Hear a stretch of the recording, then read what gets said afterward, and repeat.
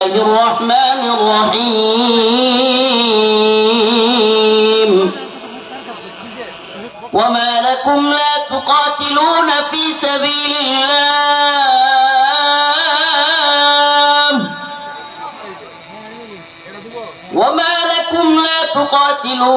سبيل الله والمستضعفين من الرجال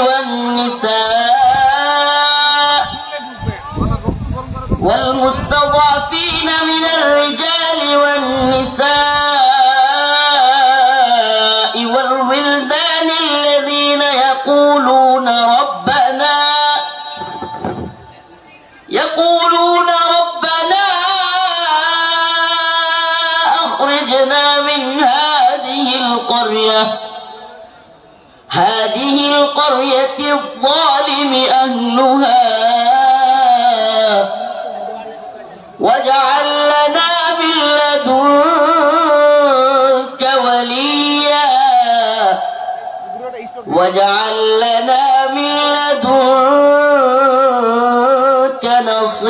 نصيرا صدق الله مولانا العظيم وصدق رسوله النبي الكريم ونحن على ذلك من الشاهدين والشاكرين والحمد لله رب العالمين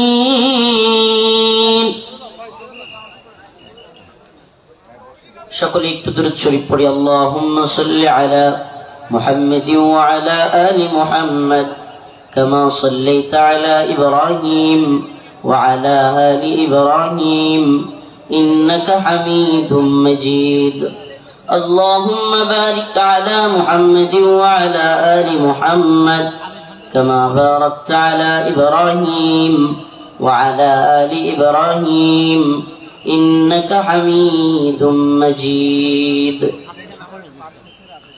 الدين foundation কর্তৃক আয়োজিত আজকের এই ব্যতিক্রমধর্মী ঐতিহাসিক তাফসীরুল কোরআন মাহফিলের সম্মানিত উলামায়ে কেরাম, মুরব্বিয়ান ইজাম,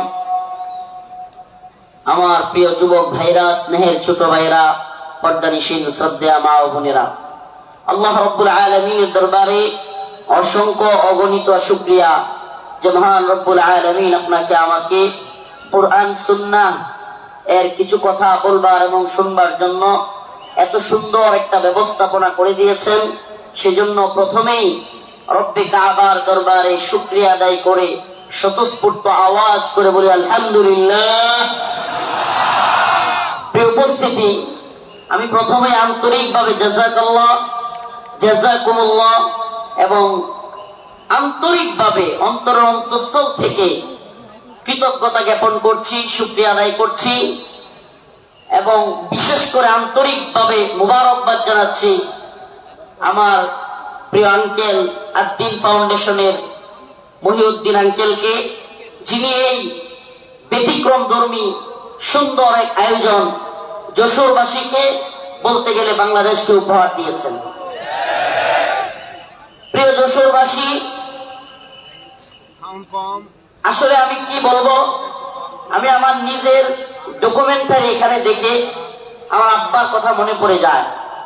আমার বাবা চলে গিয়েছেন দীর্ঘ অনেক দিন আগে, আমি যখন হেফজখানায় পড়ি।